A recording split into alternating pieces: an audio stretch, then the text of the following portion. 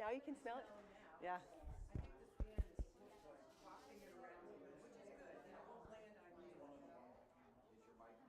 Yeah. Can you hear me? Yeah. Test, 1, 2. Okay.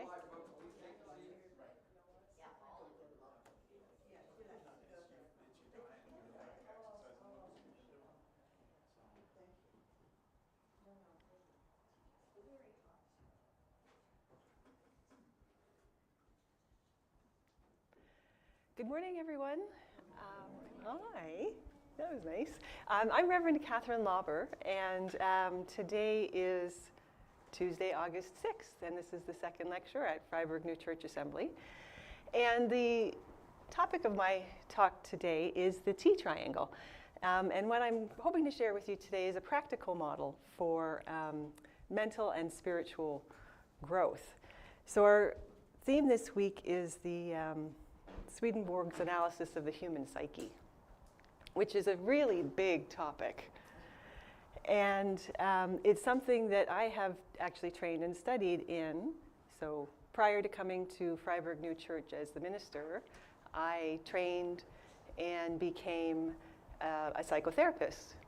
And I worked in counseling for 9 years in private practice. So, my work was involved in the human psyche and the human mind, and how to help support people in their mental health. Interesting about this field of study, there is no one single agreed upon definition of the mind.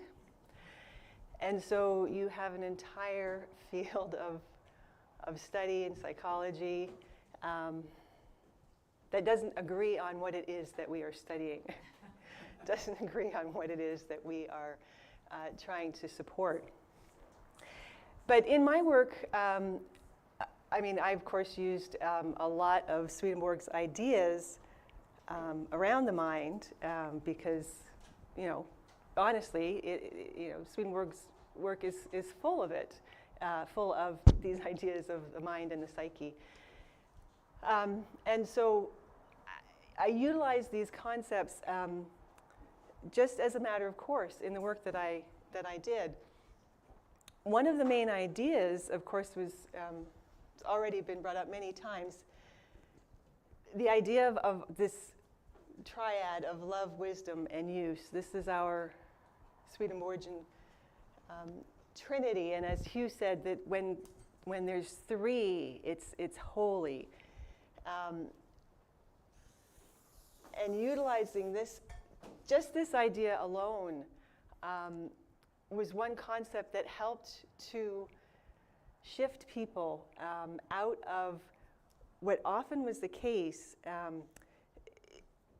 People can get stuck in black and white thinking. We can get stuck in this binary thinking of, was that right or was that wrong?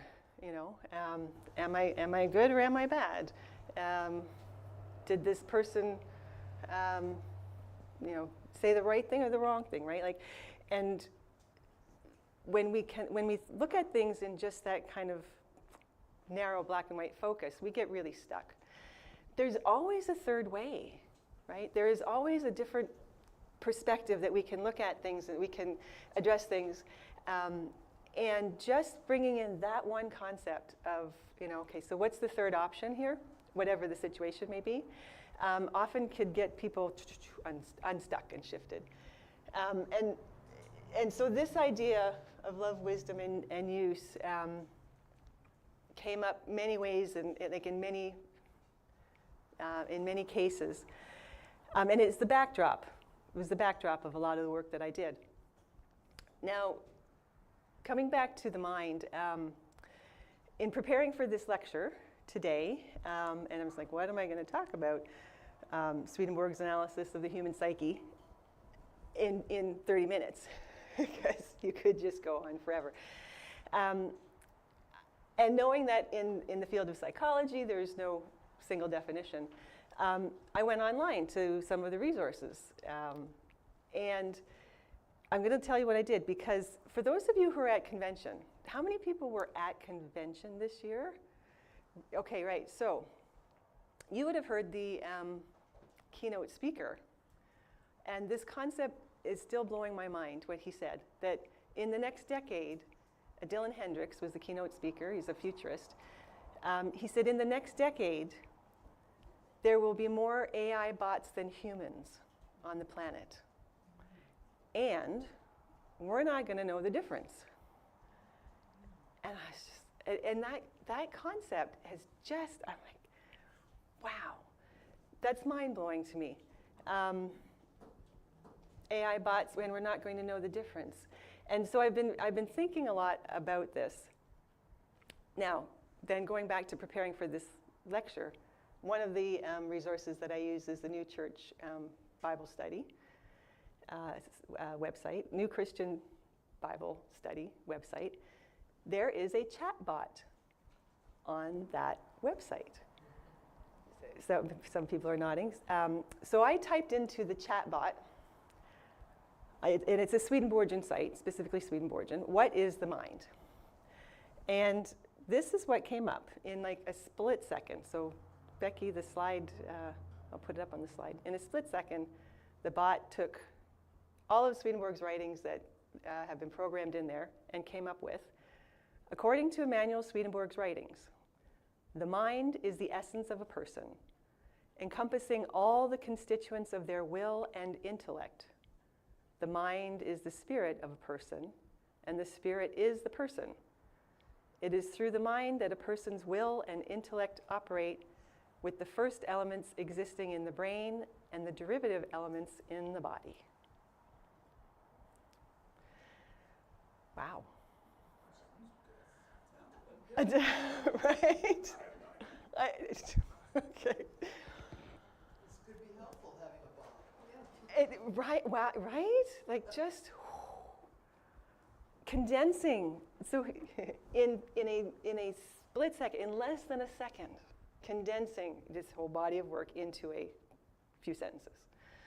And then I thought, should we be condensing a whole body of work into a few sentences?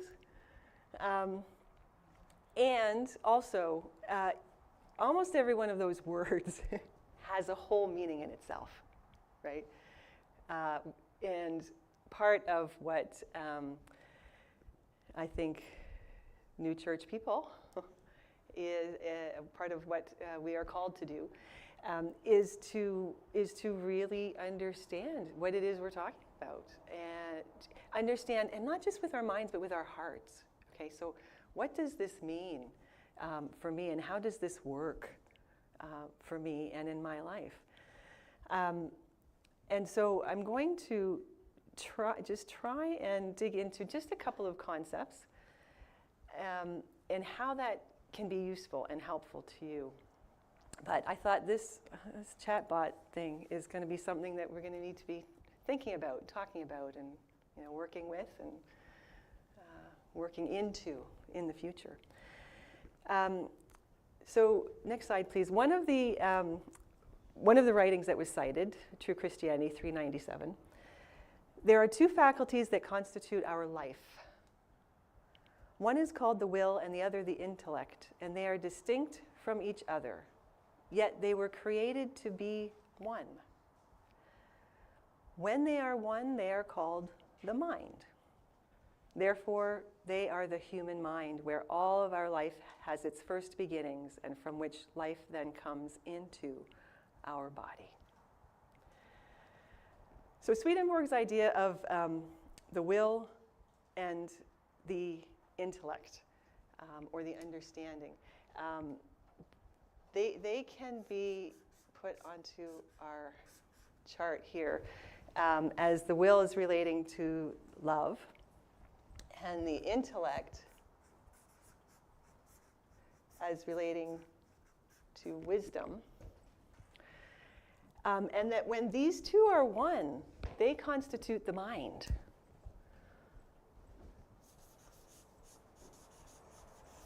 Put the mind in here. They are designed to work together. They are created to be one. And when they are at one and working in harmony, they are in is the human mind where all life has its first beginnings. Where all life has its first beginnings. Swedenborg also said that these two faculties are the recipient vessels. So we talked about vessels or conduits, but the intellect is the recipient vessel of truth, and so of wisdom. So here we have truth that comes into the intellect as the recipient vessel. And the will is the recipient vessel of goodness, and so of love. So we've got goodness here, where the will is the recipient vessel of that goodness. All of this coming into, I can draw. Actually, let me get the black one.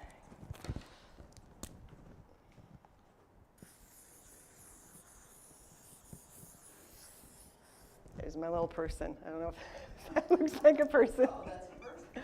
That's a person. 2 legs, 2 arms, and a head. Because we have to have, right? We have to have the end into which all of this flows, right? And so the recipient vessels, the will and the intellect, coming into the mind, right, and embodied and humaned, because that's who we are and that's what we are. Now, one of the other concepts I often use with my clients was this idea of trying to get out of trying to put the mind here, right, and trying to find the mind in our head, or even in our body. And rather than have a perspective of the mind is in the body, having this perspective that the body is actually in the mind, that the mind is the greater entity here. The mind is the greater being, the greater thing, the greater us, the greater life that we have, and that the body is in the mind.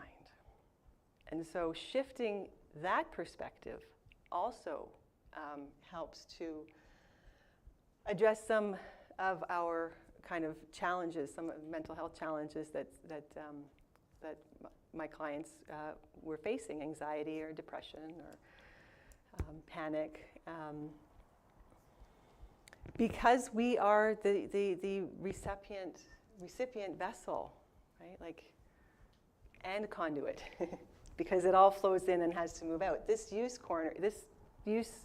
section of the model is incredibly important as well, because it's all coming in for the purpose of then us being love. Love comes in for the purpose of us being love out, right? And being out to others in charity and goodwill, right?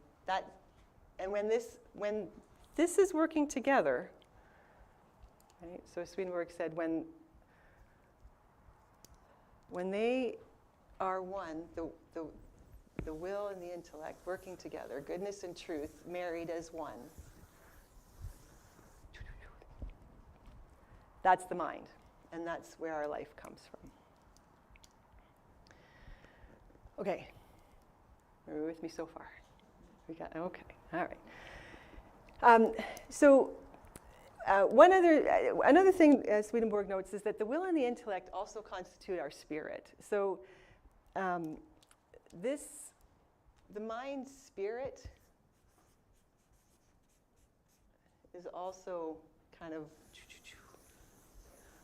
right? The mind spirit, that goes together. When we think of mind, body, spirit, that mind spirit is one thing, right? Is one thing. When it's married, when it is joined, when it is united, that's one thing. And so when we're talking about our spiritual health, it does include our mind. It does include what is going on in all of our thoughts, emotions, perceptions, right? In all of our connectedness and beingness as one mind spirit. The body, I I think I'm back. I think I've missed a few slides, but can you throw 1, 2? The body is merely an obedient servant, Swedenborg says. Our wisdom and intelligence, our love and goodwill, and our life in general all reside in the mind spirit, and the body is merely an obedient servant. Okay. When we're aligned, we're upright. However, when people are upright like this, they don't come to counseling, right? So the clients that I saw got themselves upside down somehow, as we all do. I mean, it happens, I don't know, it's probably happened to me already a dozen times this morning, right? You get yourself mixed up and upside down. And why? Why does that happen? The lots of reasons, but one of the main contributors, I guess, contributing factors, is that we fall into fear, right? So we get up, we engage with life, we carry on, and something happens, and whew, that fear comes up. And when we move into fear, it tends to shut down this channel, and it tends to spin us upside down, because now there is an instinctual part of the mind spirit that says, "Oh, I'm in danger. I'm in danger, whether it's physical danger or psychological danger." But there is a fear that I'm going to be hurt, I'm going to be embarrassed, I'm going to make a fool out of myself, someone's going to say something. And when we move into that fear, we naturally move into concern about ourself, right? Okay, well, I better protect myself then, because I don't trust that I'm not going to be hurt. And so, Becky, another slide, next one. Oh, yep, I was a few behind. Next one. One more. There it is. Scripture is full of passages where Yahweh is speaking, God is speaking, Jesus is speaking. Do not be afraid. Do not fear. Be not afraid. Do not be afraid. Because the Lord knows how challenging life can be, and how our mind spirits work in this world, in that we are physical beings engaging in a physical existence. But that gentle, calm voice of God is there, always saying, do not be afraid. And next slide, the promise, and this is from Isaiah. For I am the Lord your God, who takes hold of your right hand and says to you, do not fear, I will help you. Do not fear, I will help you. And so the Lord is always there, ready to be with us and to help us. And part of the key is learning to take that pause, so that, like the pause that Susanna led us in our first lecture this morning, to connect in to that center core, that celestial heaven where God resides, to take a breath and to say, okay, do not be afraid. What is going on? Why am I upside down? Right? Why am I upside down? And then it's in that centered state that we can start to maybe sort out what's going on. And so I want to just share with you, and I think we'll use the screen, a model that I often use with clients that connects all of these ideas, but when we are in an upside down world, right? So this is the ideal that we are working towards. Okay? This is the ideal we're working towards. We're not always there. Okay, so when we get upside down, next slide. I utilize what I call the T triangle with my clients, and I think you can see why I call it the T triangle. TEA.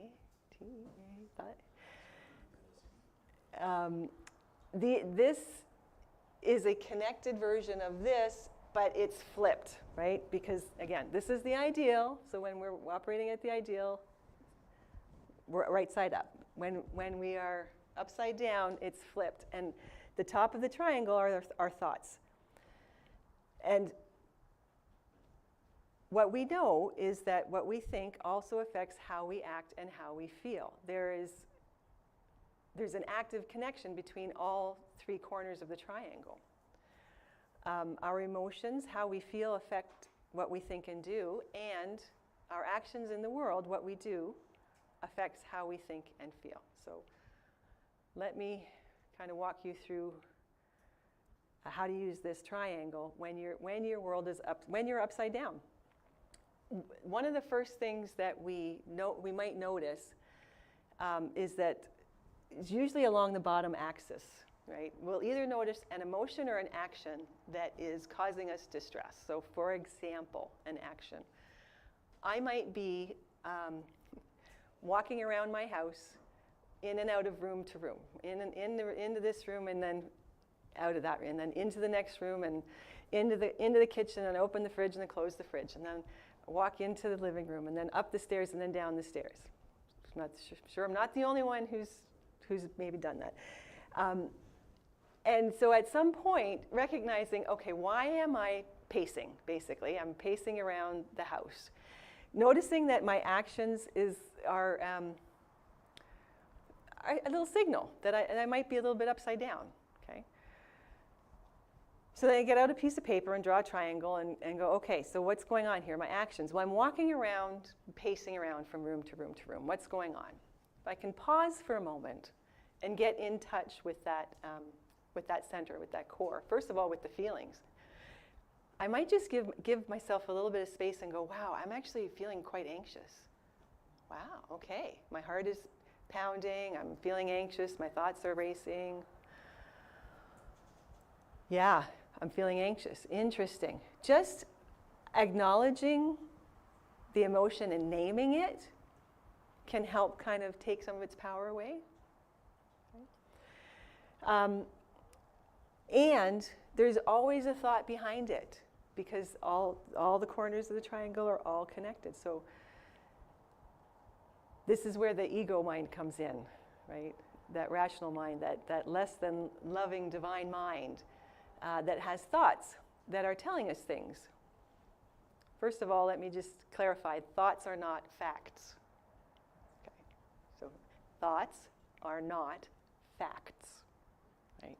We have tens of thousands of thoughts a day in our brains. That's what the brain does, it thinks. They're not facts. But when we find ourselves, kind of upside down and distressed, finding the thought behind it is a good exercise. And we might find, so in my example, I'm pacing around the house, feeling anxious, going, okay, what are the thoughts? Oh, I may be feeling a little bit nervous about a presentation or lecture that I'm giving. And the thoughts behind it are, there's a voice in my head saying, you don't know what you're talking about. Okay. Along with that voice, something else saying, and if you get up there and talk, people are going to laugh at you, and I'm going to be embarrassed, and I'm going to feel like I'm going to want to die. Oh. And all of those thoughts, can see how those thoughts can create some emotional distress. And then when we're all riled up like that, the body has to do something with it, and pacing was kind of the answer. And then we can get stuck in this triangle, in this loop, until one of the best ways to get out of this is to challenge the thought, right? And to challenge the lie that the brain is telling us. I don't know what I'm talking about. Well, that's a lie. That's not true. That's a falsity. I have some training, and I have some experience, right? And I have some time committed to this path, and so that's a lie. And calling those thoughts out as lies and replacing them with the truth that, well, first of all, that, okay, I do have some training and some background. That's true, right? So here we're coming back into the ideal here. And God loves me, and I know that God is always with me, always present. So I can open that channel and just let God speak, and it'll all be good. When that aspect gets opened up, then the emotions shift and the body calms down, right? So anxiety goes down. I feel a lot more calm and confident in myself. Yeah, okay, I can do this. And then what the action might be, I pick up my markers and I run, I run to the lecture hall and with joy and excitement, share a presentation. Right? Getting back to this, where love and wisdom are aligned, right? The truth is, I'm a child of God. I have things to share. I'm coming from the heart. In a community full of loving people, right, who are going to, right, they're going to smile at me, right? People are not going to laugh. People are going to smile. It's all going to be good. Realigning this axis, so the mind is spirit is better, is more centered, and we're upright. We're back upright. That can happen, like I said. How many? Dozens and dozens and dozens and dozens of times throughout a day. And so, having a model, when we notice that we are kind of out of alignment and a little distressed, can really help to kind of quickly get things back around. And so the T triangle is my offering to you today to kind of give you something that might, you might find useful, be able to take with you as you go out into life, into the world, because being on earth is not always easy, right? It is a joy, it is a blessing, it is a privilege, and it's not always easy. And so this is just one little offering to help make it a little bit more smooth. So I'd like to know what you think about that, and hear any comments or ideas that have come up for you. Julie, thank you. I had this deep down fear that I would get dementia, the way my mother got it. And starting to lose the names of people, places, and things made me feel that I'm going to go down that route, and then I'll end up in a nursing home. I can't think of anything more heinous than to be in a nursing home, and all this stuff. So I've been diagnosed, and it's not dementia. But there's a little bit of fear still there. But part of me says, but my daughter-in-law loves me. She will look after me, or whatever it is, it doesn't matter. And who knows? I might leave before I get to that stage, So, fear is, and I told some people an example of how angry I became. I took one of my favorite glasses and smashed it into the kitchen. I've never done that before, ever. And I said, I don't think I want to do that again. So let's try a different way. So, I haven't done it since. Right. Yeah. Thank you, Julie. Yeah. Right. Like it's that connection with the energy, right, within the thoughts and the emotions, and then you need an outlet, and right, and when it gets overwhelming, throwing things. That was the choice in that moment. Then you go, okay. I'm not going to do that again. I didn't like that one. Let's not try that one again. And then you know, staying in the love and the wisdom, right? Like, and in the moment. I think that was something else Susanna had talked about. Because we don't know what the future is going to bring. But the brain, the mind, the brain, the thoughts in the brain will create all kinds of scenarios. All kinds of scenarios that aren't true. So remember, thoughts are not facts. And so we can just make up all kinds of big stories. Why not make up the good ones? Right? Okay. Life is grand. I'm surrounded by love. I have people around me who love me. Every day is a blessing.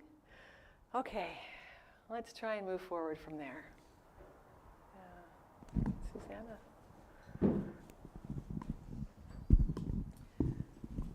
I'm remembering a moment where I went through that triangle real fast. Yeah. In 8th grade, I was in the percussion section, and I was playing little bells and things like that. And they said, well, we need someone to play the glockenspiel for this particular school concert. So I learned how to do it. Well, I learned how to do it by the order in which the notes were on, so it wasn't that I could read the music, but I learned the order in which to do the notes. So the concert came, it was time for my solo. I started on the wrong note. All I knew was the order of how they went. So my action just made me think, okay, I can either start over or I can just bull my way through. And I just said, I don't think I could start over. Then it would show I made a mistake. Well, you should have heard it. It was bizarre because I was not on the right notes, but I went in the right order. And then I thought, well, okay, they'll think that was some avant-garde new thing. And then I just sat down. No one ever talked to me about it, but it must have sounded so weird. But I remember thinking, I had a choice. I could start over or keep going. I kept going, and then I melted into a puddle, and no one ever talked to me about it again. Into a puddle. Oh my goodness. Oh. And it made an impression, that experience, of moving through it. I'll never forget it. Never forget it. Yeah. Dave Keating. When you had the thought that, oh, you don't know what you're talking about. I was thinking, what we've talked about before is... Keep the mic close to your face. Oh, I'm sorry. Stop shaking my hand when I'm talking. Yes, that thought is, as Swedenborg would say, probably came from hell. And because we can't control thoughts that come in, I like to think it's like a front door you can't lock. But so these thoughts come in, but it's up to you whether you entertain them or not. Sometimes we enjoy entertaining thoughts that aren't good for us, and we need to tell them, hey, keep right on going out the door. And it's helpful that I think if we can remember that, wait, that's not true. That's not my thought. That must be from hell, and to help get out of it. You're right. Absolutely. Yeah. Get behind thee, Satan. Right. Get those thoughts out. Oh, hi, Sage. Hey friends, it's so fun. It's like I'm still at camp, but I can sleep in my own bed. I just wanted to share how much I love this, Catherine, and I think we're most of the time a little bit upside down, And I like the point of that when we're in love and wisdom and use, we're not in therapy, and maybe we're just in joy, and we don't have to reflect. But most of the time we do have to reflect, and I just really appreciate the concreteness of thinking about thoughts, emotions, and actions, and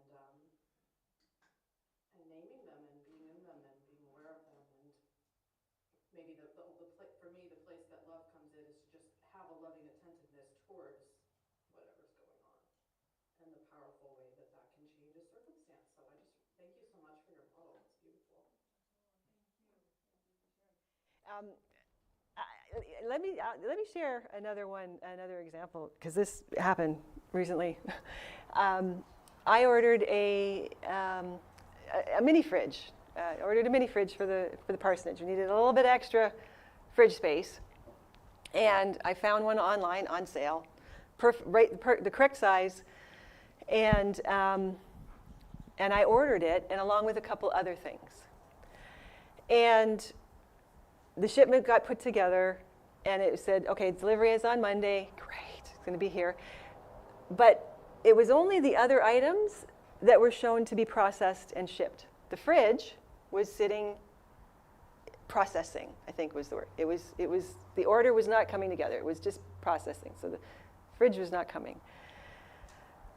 And I didn't think anything of it. And then I checked the next day, and it's still, all the other items are being shipped, but the fridge is just still processing. I'm like, what's going on here? Well, then someone said to me, yeah, that happened to me. And it just sat in processing for a week, and I checked around, and it was, the item that they ordered was $100 everywhere else, and I think it probably was an error on the website. They put the wrong price in there, and they're not going to. And it went on for 2 weeks, and then they canceled the order, and I never got my shipment. I was like, oh, really? Well, now I'm thinking, oh, okay, am I going to get my fridge? It's still sitting there showing processing. I'm never going to get my fridge. It's never coming. Well, that's not right. They can't do that to me. I paid for this online. Oh my goodness. So you can kind of see where that's where we're going. And I got myself turned around, right? And I started feeling agitated, a little angry. They're doing this to me. So where were my loves, right? Completely upside down, right? This is all about me. And had that gone on for any length of time, I might have moved into the action corner and gone online and made a bad review on the website, or done something a little rash. Because in my mind, I was creating this whole made-up story that never happened. And by the end of the day, the order got processed, shipped. It came in a separate shipment, still delivered on Monday. So there was no issue. I know it's got some faces are laughing. No issue. But in that short span of time, I just, that idea that someone put into my mind, and then I just grabbed it. But it was false, so it was not true, right? So I just made up this whole scenario. Anyway, so it happens so easy. It happens all the time. Now, we move through a lot of these a lot of the time, which is great. But when we get stuck, when something big, we get into this triangle. You can put the triangle back up, Becky. When we get into the triangle with something, something big and substantial that sticks around for a while, it's easy to get stuck. So we want to get unstuck. Microphone, thanks. Hi, Denise Cowley. I wonder, in your clinical experience, how you might have dealt with this with people who were not open to God the Almighty, if there's an earthly parallel that you can easily use, love, or what that might have looked like for you. Yeah, absolutely. So, I used Swedenborgian ideas all the time. I just didn't call them that, and didn't often introduce God into the conversation unless the client did first, but most did not. Talking about what was most useful, I think, for people was helping them get in touch with themselves, right? With what is going on for you when we pause and when we take that break and that breath, and then having them name that. And people would share, words like peace, or they would refer to the universe. I feel the universe has my back, right?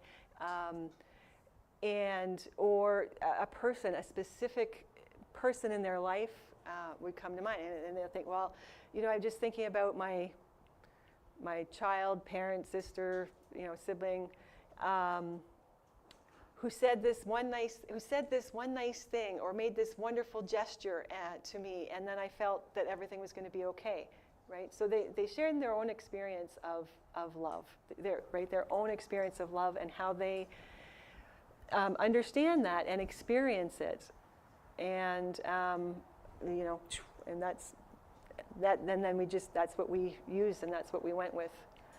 Some people have, when people have a faith background, they name Christ is with them. They name God.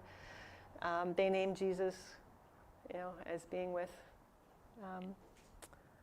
or love, or the universe, or peace, or just a breath. Just a breath. Hi. Yeah, Aaron, yeah. Thank you. My name is Erin. Is this on? Yeah. Oh, okay. I think that one thing I feel called. Oh, you okay? Okay. Is that emotions are like, when I hear that we turn upside down when we are maybe in anger or frustration or sadness, any of those types, panic, anxiety, all of those emotions, it's really easy for me to then slip into thoughts of shame around feeling angry, sad, all of those things, and of, needing therapy or needing help. And I think it's really important to note that humans feel emotions, and everybody feels emotions, and they serve such a divine purpose. And it's not the emotion itself, it's not the anger, it's not the sadness, it's not the anxiety that is a problem, but it's the actions or belief in those emotions and the acting out of those emotions. And so, whoever you are or wherever you are on your journey, anger and Jesus felt angry. Jesus felt ravenously angry. Jesus felt anxiety. Jesus felt panic. Jesus felt all the emotions. And it was his ability to recognize those emotions and feel those emotions and recognize those thoughts and then alchemize them into what is true, which is love, and use them for a holy purpose that sets him upon glory, I suppose. I think that as Christians, we get in the habit of neglecting ourselves and neglecting our feelings and neglecting our thoughts and kind of pushing them aside out of fear that they aren't valid and out of fear that it makes us bad and it makes us unholy. And I think that just perpetuates the cycle of pain and suffering that so many Christians experience and just so many people experience in general.